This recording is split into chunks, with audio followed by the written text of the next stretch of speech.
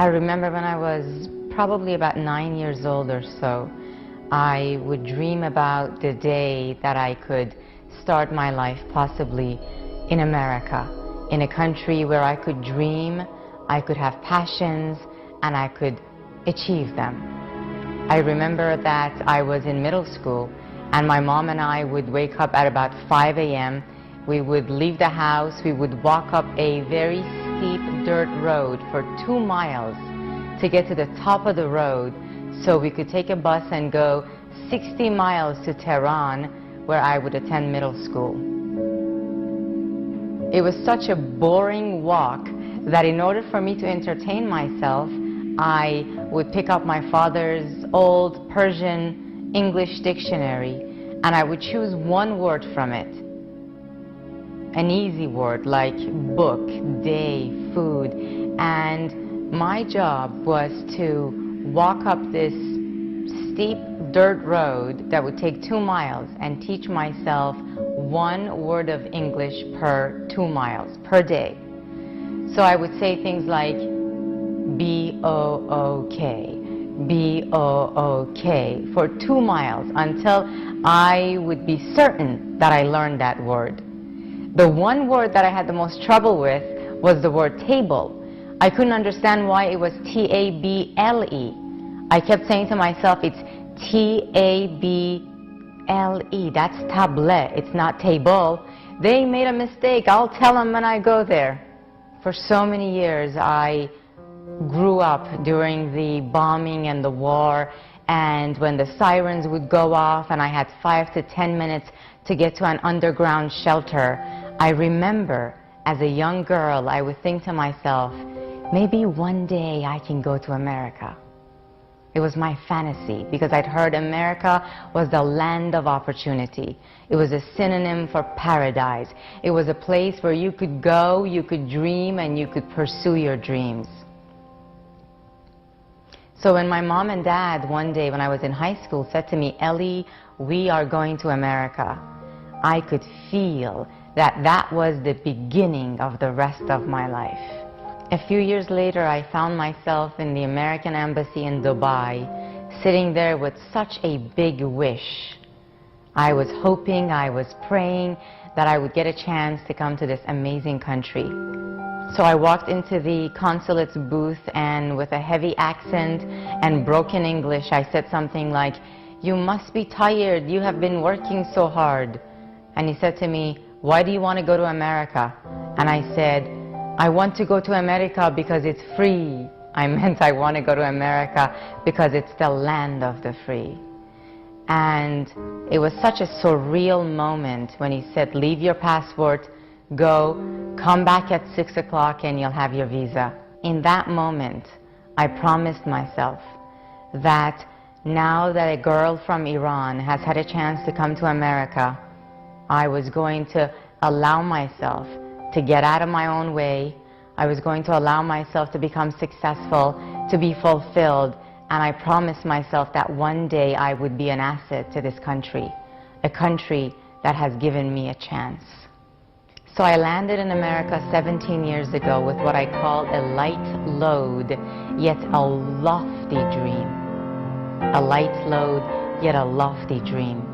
My father said to me, "Ellie, I want you to look back at the bridge you have just crossed.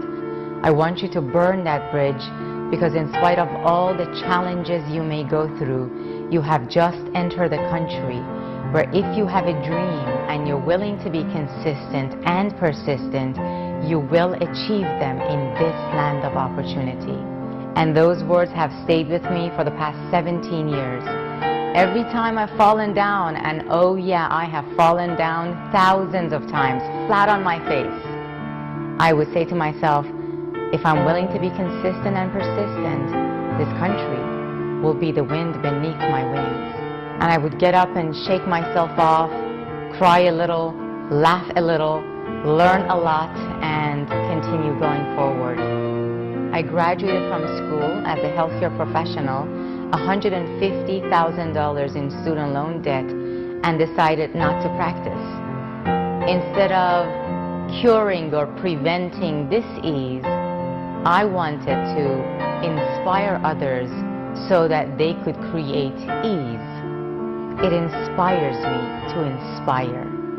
I love my husband. He's this 6'4", 250-pound, amazing human being from New York. And when I met him, I had to learn a third language because he kept on saying things like, I have a great idea. And I couldn't quite figure out where the R was coming from, and he couldn't hear the R at the end of his words. It's been an amazing journey, because 17 years ago when I came to America, I really only knew a few words. I'm still learning, believe me when I tell you, I'm still learning. Charles and I and Aiden are going to be leaving soon to go to Kazakhstan to adopt a little boy. And a couple of years ago, when he and I had the inspiration to bring another human being, another baby, another soul into our lives so that we could have the absolute privilege of giving this child unconditional love, the same chances I have had also since I've been in this country. It's been an amazing journey, and we're going to be leaving soon to go adopt this child and bring him into our family. My son Aiden was just asking me, Mommy, my brother hasn't come from your belly like me, so where did he come from? I said, you know, he hasn't come from Mommy's belly, but he's come from our family's heart and our family's soul. And I am so looking forward to the experience of unconditional love when I meet this amazing human being that I will have the privilege of giving hope and giving love to for the rest of my life. I love to speak. Actually, I'm pretty shy. If, you know, I go to a party and we're sitting around, I'm actually one of the people at the party who will be talking less than most people.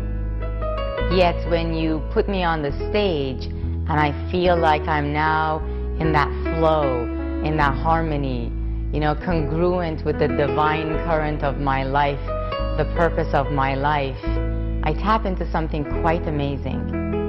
And to have the absolute honor and privilege of inspiring others, seeing perhaps that spark coming back in their eyes, watching them blossom, is the most amazing experience that I've ever had in my life. It's my purpose to inspire others to thrive so that they can keep their dream alive. And my definition of a dream is not just a dream to have a better car or a bigger house or more money in your bank account. That's good. It's great.